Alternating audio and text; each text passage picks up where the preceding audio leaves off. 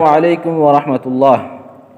الحمد للہ رب العالمین والصلاة والسلام علی من لا نبی بعد اما بعد فاعوذ باللہ من الشیطان الرجیم بسم اللہ الرحمن الرحیم وما خلقت الجن والانس الا ليعبدون۔ صدر محترم اور دینی میلی بھائیوں، آج ہم آپ لوگوں کو کچھ قرآن اور حدیث کی باتیں بیان کرنے والے ہیں۔ آپ لوگوں سے گزارش ہوگی کہ ہمارے اس ویڈیو کو زیادہ سے زیادہ دیکھیں اور زیادہ سے زیادہ لائک کریں تاکہ ہر آنے والے ویڈیو آپ تک ضرور پہنچے۔ میرے بھائیوں، کیا آپ بتلا سکتے ہیں کہ وہ کون سی چیز ہے کہ صرف اسی کے لیے اللہ تعالیٰ نے زمین پر بے شمار نبیوں اور رسولوں کو مبعوث فرمایا؟ وہ کون سی چیز ہے جو دین اسلام کی روح ہے؟ وہ کون سی چیز ہے جس کے ذکر سے قرآن مجید میں بھرا پڑا ہے؟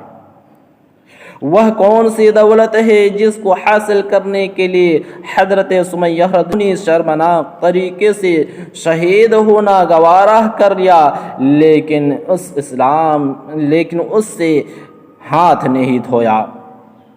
اس قدر صحابہ کرام نے بھی تکلیف جھیلے، جی ہاں میرے بھائیوں، مگر اس دولت سے ہاتھ نہیں دھوئے۔ وہ کون سی چیز تھی جس کے لیے صحابہ کرام نے اس قدر تکلیفیں اٹھائیں؟ جی ہاں میرے بھائیوں، وہ چیز ہے تو وہ توحید، وہ چیز ہے تو وہ توحید، وہ دولت کی توحید ہے۔ وہ دولت توحید دنیا میں جتنے نبی اور رسول آئے، سب کی باعث اور سب کا مقصد ایک ہی تھا کہ بندہ صرف اسی اللہ کی عبادت کرے اور اللہ کی عبادت میں کسی کو شریک نہ کرے۔ میرے بھائیوں، توحید کا مطلب ہوتا ہے کہ ایک کرنا اور شریعت میں توحید کا معنی یہ ہے کہ اللہ تعالیٰ کو عبادت میں، ربوبیت میں اور اس کے تمام اسماء و صفات میں یکتا مانا جائے۔ اگر اس کے علاوہ کسی کو رب مانا جائے تو یہ بھی توحید کے خلاف ہے۔ اس کے علاوہ کسی اور کو پوجا جائے تو وہ اس کے بھی خلاف، توحید کے خلاف، اور اس کے صفات اور اس کے ناموں کو اسی معنی میں جس میں وہ اللہ اور اس کے رسول صلی اللہ علیہ وسلم کے لیے استعمال ہوتے ہیں اور کسی کے لیے استعمال کیا جائے تو وہ بھی توحید کے خلاف ہے۔ میرے بھائیوں، مسلمانوں کی تاریخ گواہ ہے، جب تک ان کے سینوں میں توحید کی دولت تھی، یہ زمانے میں سرفراز تھے، صاحب عروج تھے، لیکن جب توحید کو چھوڑ کر مسلمان ہی شرک کی غلاظتوں میں مبتلا ہو گئے، اسی دن سے مسلمانوں کے زوال کی کہانی شروع ہو گئی۔ علامہ اقبال نے کہا تھا کہ توحید کی امانت سینوں میں ہے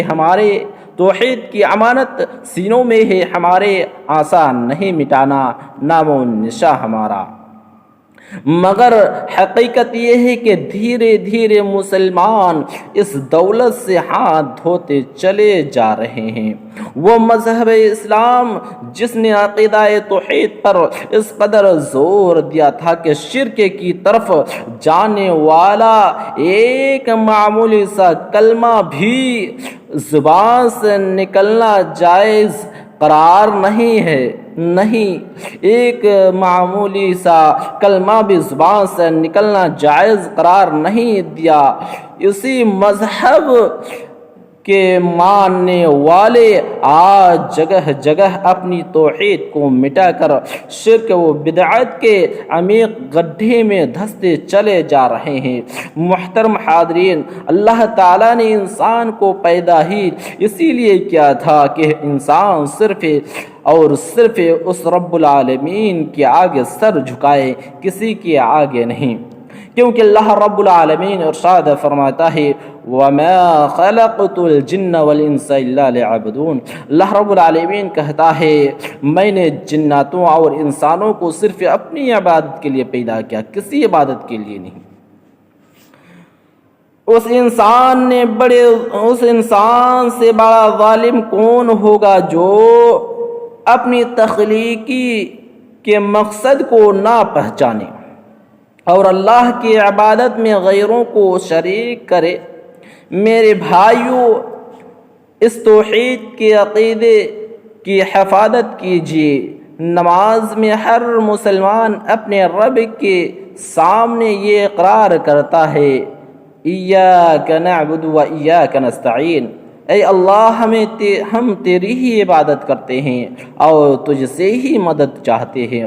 مگر کتنے افسوس کی بات ہے کہ کتنے مسلمان ایسے ہیں جو اپنی عملی زندگی میں اللہ سے کیے گئے اس اقرار کو بھول جاتے ہیں اور غیروں سے اپنی امیدیں وابستہ کر لیتے ہیں۔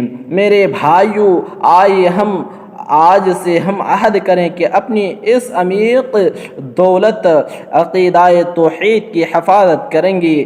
اللہ نے ہماری پیشانی کو معزز بنایا ہے، ہم اسے صرف اسی کے آگے جھکائیں، کسی غیروں کے آگے نہیں، بلکہ اس کو ذلیل نہیں کریں گے۔